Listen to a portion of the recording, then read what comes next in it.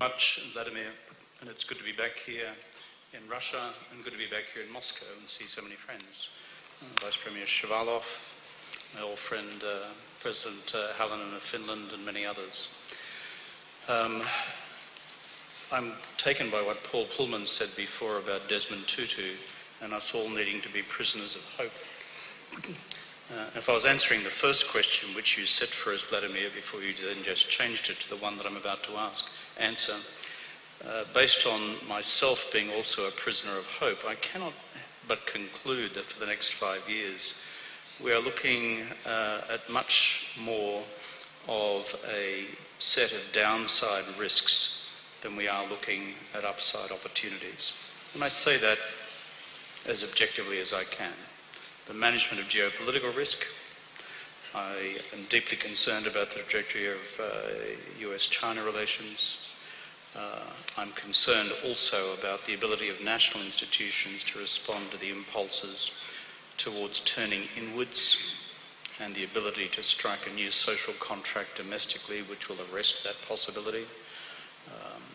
I worry also about the question you just posed, which is the adequacy of our global institutions, which I'll now turn to. The G20, which I was privileged to be a co-founder of with Prime Minister Medvedev when he was President of the Russian Federation, together with other colleagues, was formed in a crisis. President Bush, I think correctly, decided at the time that to respond to an existential threat to the global economy, we needed to broaden our institutional response beyond the classic Western European club. And he was right. It was quite a strategic call. And now you have an institution with 20 members, 5 from Europe, 5 from Asia, and you have 5 from the rest of the world, and of course you have the great economies as well. That's much more representative.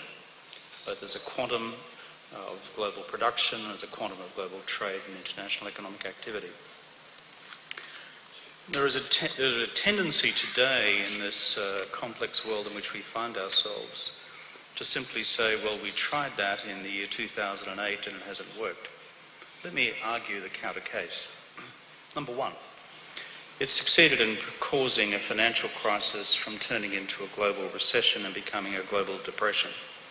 That was the active risk at the time. And in the face of this existential economic threat, we actually decided to collaborate. It was a policy and political choice to collaborate. We could equally have concluded not to. But there's nothing like sitting around a table with 20 heads of governments, each of whom are staring into their existential futures, both personally and nationally, to work out that collaboration was the only solution to the crisis at the time. So roll the clock on 7 or 8 years. What is the commonly perceived sense of crisis, and is the institution able to handle it? Let me answer that in just 3 ways.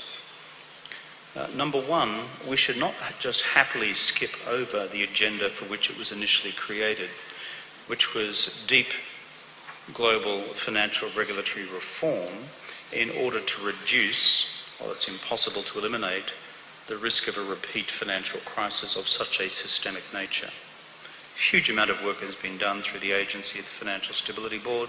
A huge amount of work has been done through the Basel Committee. And this work is ultimately accountable to the G20 itself. This is a good development, but the work has not been complete. And if I'm pointing to risk again, the emergence of real estate bubbles, the emergence of other asset bubbles, look where global equity prices are standing at the moment against, frankly, the delivery of returns on investment, quite apart from new emerging, interesting and creative asset bubbles, including what's arising in China and elsewhere out of digital finance. I think this regulatory agenda on finance, too big to fail, capital adequacy ratios, our ability to respond rapidly and effectively, is not a completed task. But at least we have an agreed machinery now to do that. In 2008, we had to invent it within about a month. The second point about the future of institutions such as the G20 is this.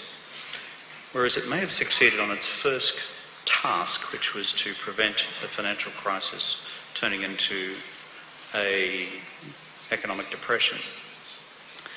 On the second task set for it, which is to create an environment for long-term sustainable balanced global economic growth, after more than half a decade of what could be politely described as suboptimal growth, but in fact what others have described as a low-growth trap from which we have at best a fragile recovery in the last 12 months.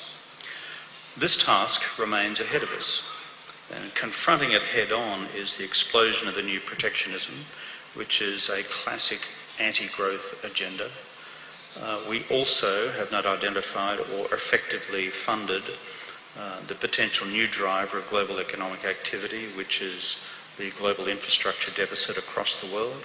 Chinese investment in One Belt, One Road, I think, is useful.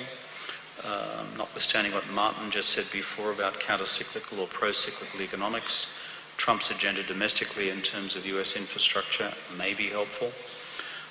But on this engineering of the sustainable growth model, given the debt overhang, given the fact that monetary policy instruments are exhausted, and given therefore that we are looking at new positive drivers for the growth agenda in rebuilding global trade and promoting a global agenda for infrastructure investment, that is where the core task now stands. And the final point I'll make about the G20's future agenda is this, and it was never part of its original agenda, but given we are looking at such a profound change in the structure of the global order more generally, the geopolitical order, the geoeconomic order, etc., there has come a time where you need a mechanism which can deal with these questions of high politics at a point of transition in the order. And this, therefore, is a brand new agenda. When we face such deep questions as geopolitical uncertainty, US-Russia, will the Trump expectation be in fact too great in terms of a normalisation of this relationship?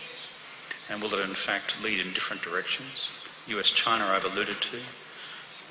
And of course the internals of Europe itself, way beyond Britain, but the future of the rest of the European Union. And then the overall dynamics of globalisation and counter-globalisation. On the management of this, what I describe as much wider geopolitical risk agenda, I think there is a new emerging requirement for the G20 to perform. And I conclude with this, Vladimir. While we may be experiencing a fragile recovery just at the moment, if you look at what the annual reports, I think by the World Bank, maybe it's by the OECD, not in the IMF report, about the Global Uncertainty Index, it stands now at the highest it's been since the turn of the century, aggregating all these factors together. Therefore, institutional arrangements capable of managing down risk in all of its category areas is critical if we're to have sustainable balanced growth for the future.